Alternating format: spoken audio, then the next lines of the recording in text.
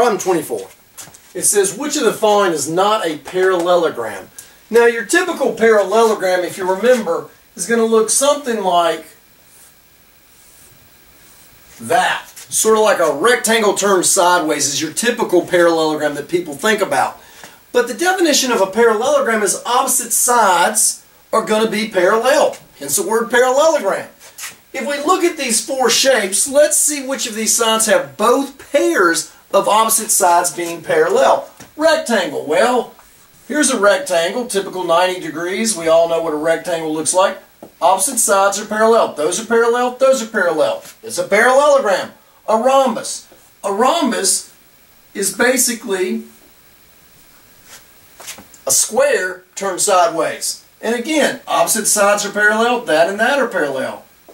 We actually in math put an extra arrow on them to stand for them being parallel. So a rhombus, yeah, opposite sides are parallel. A square. There's a square. That side's parallel to that side's parallel to that side.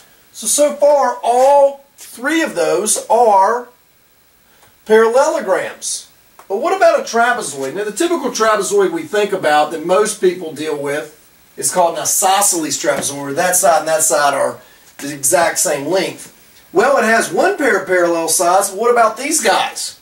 They're not parallel. And a parallelogram needs both pairs of opposite sides to be parallel. So J is the one that is not a parallelogram.